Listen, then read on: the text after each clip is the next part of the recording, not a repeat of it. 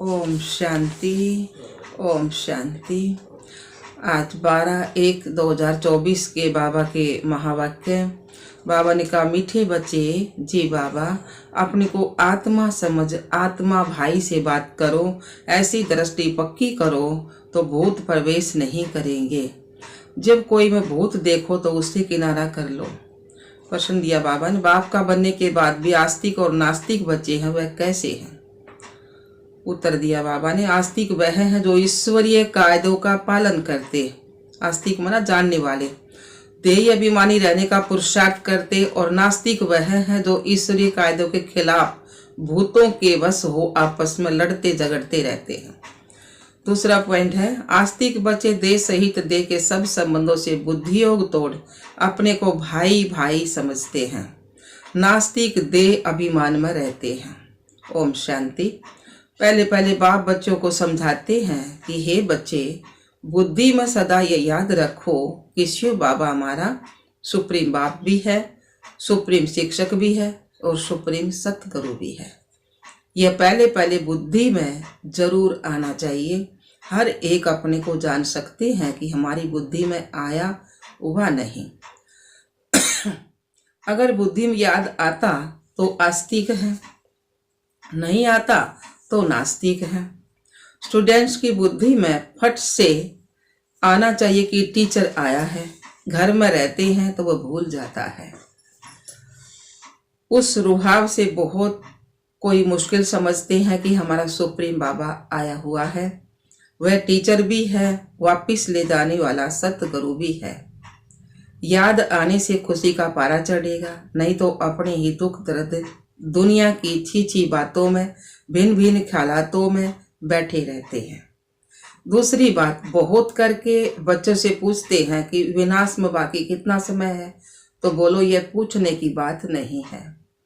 पहले तो यह हमको किसने समझाया, उनको जानो।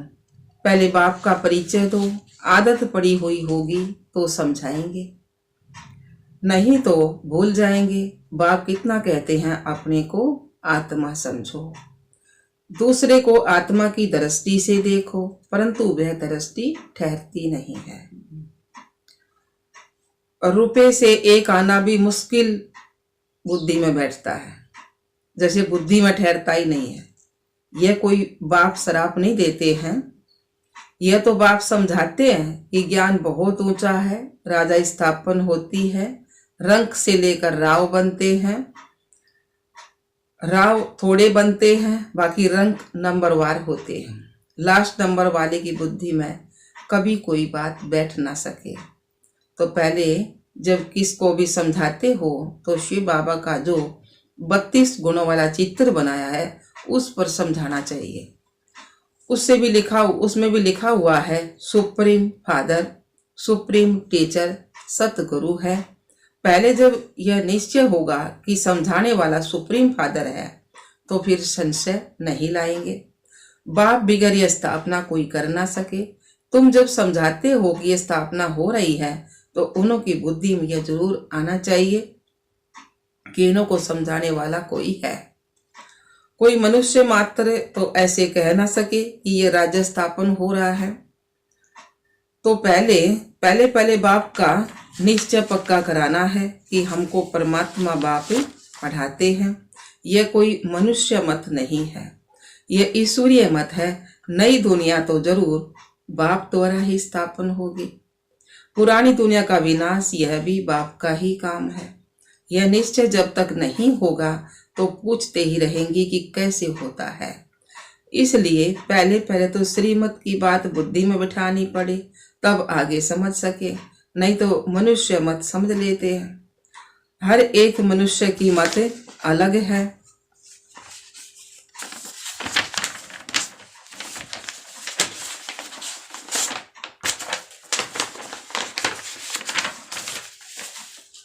मनुष्यों की मत एक हो ना सके। इस समय तुमको मत देने वाला एक ही है। उनकी श्रीमत पर कायदे अनुसार कायदे सिर चलना वह भी बड़ा मुश्किल है। बाबा कहते हैं, देही अभिमानी बनो, ऐसे समझो कि हम भाई भाई से बात करते हैं, आत्मा आत्मा से बात करते हैं तो फिर लड़ना झगड़ना कभी भी हो ना सके। देह अभिमान में आया तो समझो नास्तिक है, कुछ नहीं जानता। देह अभिमानी नहीं है तो वह नास्तिक है। देह अभिमानी बने तो समझो आस्तिक है। देह अभिमान बहुत ही नुकसानकारक है। जरा भी लड़ते झगड़ते हैं तो समझो नास्तिक है, कुछ नहीं जानने वाला। तो बाप को जानते ही नहीं है, क्रोध का भूत है तो भी नास्तिक ठहरा।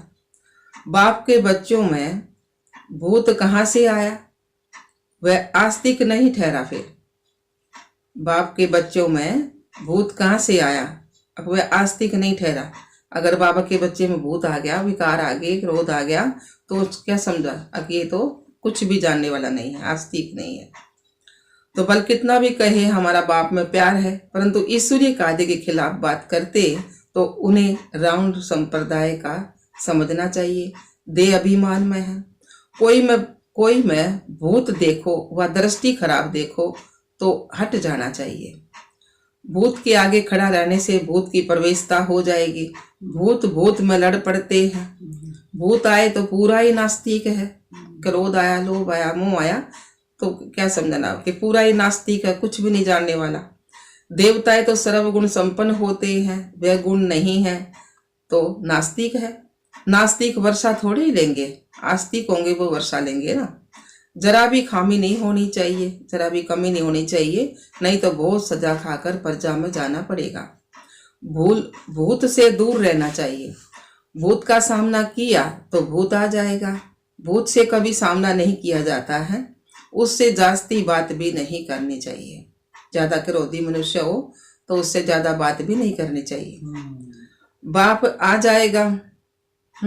बाप कहते हैं ये तो भूतों की दुनिया है। भूत जब तक निकले नहीं तो सजाएं भी खानी पड़ेंगी। पद भी भ्रष्ट हो जाएगा, कुछ पद नहीं पा सकेंगे। लड़ाई तो एक ही है ना, कोई राव बन जाते, कोई रंक बन जाते हैं। लड़ाई तो एक का है, 5 विकारों की। तो उससे कोई तो राव बन जा, ऊंचा बन जा, कोई रंक बन जा, नीचा रह जा। तो राव की दुनिया थी, अभी रंकों की दुनिया है। राव की दुनिया सतयुग में थी, अब तो रंकों की दुनिया है। सब में भूत है। भूत निकालने का पूरा पुरुषार्थ करना चाहिए। बाबा मुरली बहुत समझाते हैं, किस्म किस्म के स्वभाव होते हैं, बात मत पूछो। तो प्रदर्शनी आदि में पहले बाप का परिचय देना है। बाप कितना लवली है, वह हमको ऐसा देवता बनाते हैं। गायन भी है ना, मनुष्य से देवता की एक रत्ना लागी बार। तो देवताएं कब थे, सतयुग में थे। तो सतयुग में तो जरूर उनसे पहले देवता सतयुग में थे तो जरूर उनसे पहले कलयुग था। तो यह सृष्टि चक्कर का ज्ञान भी तुम बच्चों की बुद्धि में अब है। वहां यह ज्ञान इन देवताओं में नहीं रहेगा। अब तुम नॉलेजफुल बनते हो, यह पद मिल गया तो नॉलेज की दरकार नहीं है। यह है बेहद का बाप, जैसे 21 पीढ़ी तुमको स्वर्ग का वर्षा मिलता है। तो ऐसे बाप को कितना नहीं याद करना चाहिए। बाबा सदैव समझाते हैं कि हमेशा समझो शिव बाबा हमको समझा रहे हैं। शिव बाबा इस रथ द्वारा हमको पढ़ा रहे हैं। वह हमारा बाप टीचर गुरु है। यह है बेहद की पढ़ाई। तुम समझते हो पहले हम तुच्छ बुद्धि थे। इस कॉलेज का कोई जरा भी पता नहीं है, कोई पता नहीं था ना भगवान के कॉलेज का। तो इसलिए समझाने के समय अच्छी तरह से घोट कर समझाओ। श्री कृष्ण की तो बात ही नहीं है। बाप ने समझाया है, श्री कृष्ण का कोई चरित्र है ही नहीं सिवाय शिव बाबा के। ब्रह्मा विष्णु शंकर के भी चरित्र हो ना सके। चरित्र तो है ही एक का, जो मनुष्य से देवता बनाते हैं, विश्व को हेवन बनाते हैं। तुम उस बाप की श्रीमत पर चलते हो, बाप के मददगार हो। बाप नहीं होता तो कुछ भी नहीं कर सकते। तुम अभी वर्थ नाटे पैनी से वर्थ पाउंड बन रहे हो। कुछ भी नहीं जानने वाले थे तो सब कुछ जानने वाले बन रहे। अब नंबरवार पुरुषार्थ अनुसार तुम सब जान गए हो। तो पहले बाप का परिचय। सतयुग में देवताओं की बेहद की बादशाही है। उनके राज्य में और कोई था ही नहीं। अभी तो कलयुग है, कितने ढेर धर्म है, यह एक ही आदि सनातन देवी देवता धर्म कब स्थापन हुआ? तो ये कोई की बुद्धि में नहीं है, तुम बच्चों की बुद्धि में नंबरवार पुरुषार्थ अनुसार है। तो पहले बाप की महिमा पर अच्छी तरह से समझाना चाहिए। हम जानते हैं जरूर बाप से हमको पहचान मिली है, तो बाप कहते हैं सर्व का सतगति दाता भी मैं हूँ। कलप कलप मैं तुम बच्चों को राय देता हूँ कि अपने को आत्मा समझ मुझ बाप को याद करो, तो आत्मा पतित से पावन बन जाएगी। आत्म अभिमानी भाव, दूसरे को भी आत्मा समझने से तुम्हारी किरणिल आई नहीं होगी, बुरी दृष्टि नहीं होगी। आत्मा ही शरीर द्वारा कर्म करती है। हम आत्मा है, यह आत्मा है, यह पक्का करना है। सामने वाला भी आत्मा है और मैं भी आत्मा हूँ, बाबा का ये बात पक्की करनी है। तुम जानते हो पहले पहले हम 100% पावन थे, फिर पतित बने हैं। आत्मा ही बुलाती है कि बाबा आओ। आत्मा का अभिमान पक्का रहना चाहिए और संबंध सब भूल जाने चाहिए। हम आत्मा स्वीट होम में रहने वाली है, मीठे घर में रहने वाली है। तो बाबा ने क्या है,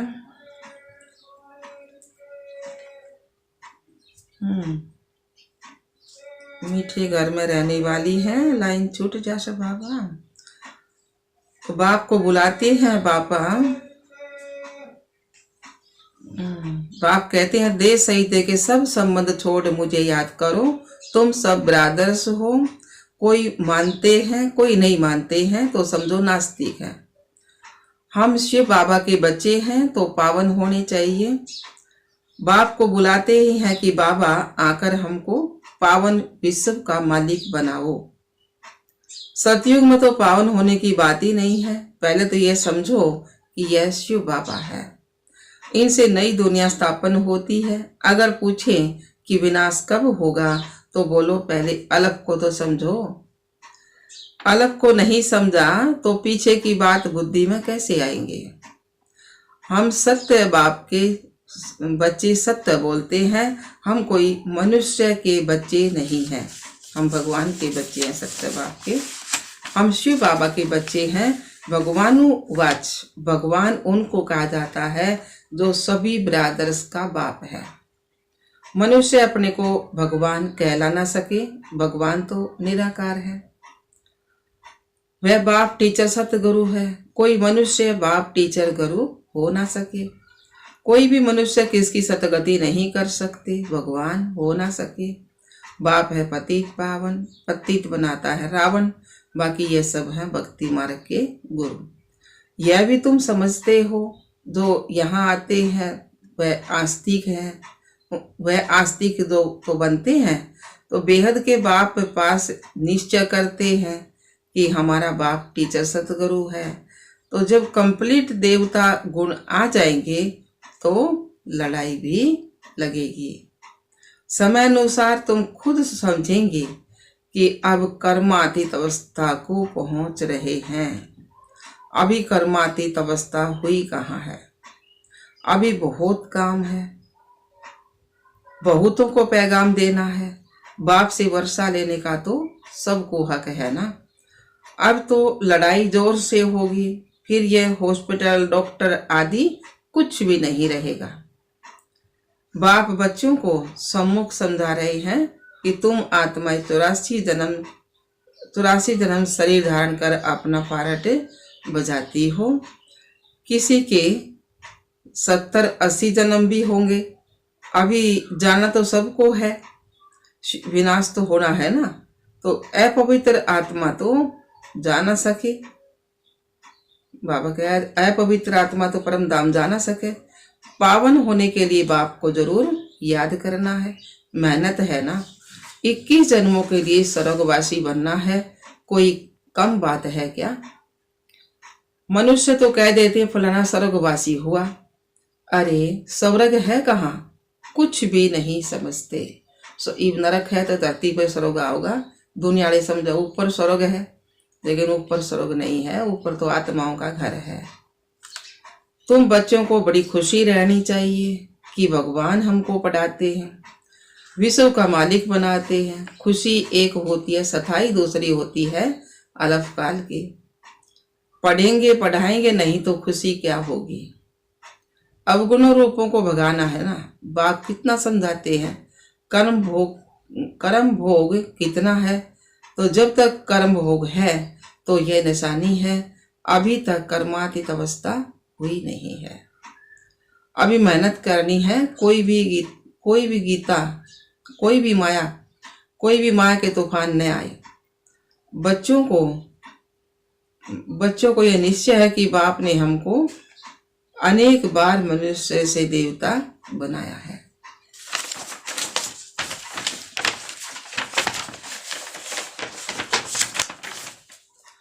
यह बुद्धि में आए तो भी वो सौभाग्य है। यह बेहद का बड़ा स्कूल है, वह होता है हद का छोटा। बाप को तो बहुत तरस पड़ता है, कैसे समझाऊं। कोई से तो अब तक भी भूत निकले नहीं है। दिल पर चढ़ने के बदले और गिर पड़ते हैं। कई बच्चियां तो तैयार भी हो रही हैं अनेकों का कल्याण करने के लिए।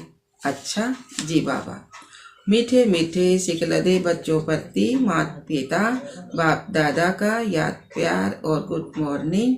रूहानी बाप की रूहानी बच्चों को नमस्ते। हम रूहानी बच्चों की रूहानी बाप दादा को याद प्यार गुड मॉर्निंग, नमस्ते नमस्ते नमस्ते जी। हम बाबा के बच्चे सदा रहें हंसते और हंसाते। शुक्रिया मीठे बाबा, शुक्रिया बाबा। धारणा के लिए मुख्य सार पहला पॉइंट सुना बाबा ने। कोई भी बात ईश्वरीय कार्य के खिलाफ नहीं करनी है। किसी में भी अगर भूत की प्रवेशता है या दृष्टि खराब है तो उसके सामने से हट जाना है, उनसे जास्ती बात नहीं करनी है। दूसरा पॉइंट, स्थायी खुशी में रहने के लिए पढ़ाई पर पूरा ध्यान देना है। आसुरी गुणों को निकाल देवी गुण धारण कर आस्तिक बनना है। वरदान दिया बाबा ने, निश्चय और नशे के आधार से हर परिस्थिति पर विजय प्राप्त करने वाले सिद्धि स्वरूप भाव। तो सार दिया बाबा ने, योग द्वारा अब ऐसी सिद्धि प्राप्त करो जो अप्राप्ति भी प्राप्ति का अनुभव कराए। निश्चय और नशा हर परिस्थिति में विजयी बना देता है। आगे चलकर ऐसे पेपर भी आएंगे जो सूखी रोटी भी खानी पड़ेगी, लेकिन निश्चय नशा और योग के सिद्धि की शक्ति सूखी रोटी को भी नरम बना देगी, तो परेशान नहीं करेगी। आप सिद्धि स्वरूप की शान में रहो तो कोई भी परेशान नहीं कर सकता। बाबा ने कहा, आप सिद्धि स्वरूप की शान में रहो तो कोई भी परेशान नहीं कर सकता। स्लोगन दिया बाबा ने, निमित्त बन यथार्थ पाठ बजाओ तो सर्व के सहयोग की मदद मिलती रहेगी। ये बताया बाबा ने, निमित्त बनकर यथार्थ याद का चार्ट रखो। निमित्त बन यथार्थ पाठ बजाओ तो सर्व के सहयोग की मदद मिलती रहेगी। अवक साइलेंस द्वारा डबल लाइट फरिश्ता स्थिति का अनुभव करो। किसी भी कार्य में नवीनता की इन्वेंशन के लिए एकाग्रता की आवश्यकता होती है। चाहे लौकिक दुनिया की इन्वेंशन हो, चाहे आध्यात्मिक इन्वेंशन हो। एकाग्रता अर्थात एक ही संकल्प में टिक जाना, एक ही लगन में मगन हो जाना, अपनी शांत स्वरूप स्थिति में स्थित हो जाना। तो इससे बुद्धि का भटकना सहज ही छूट जाएगा और देह की दुनिया सहज ही भूल जाएंगे और डबल लाइट फरिश्ता का अनुभव होने लगेगा।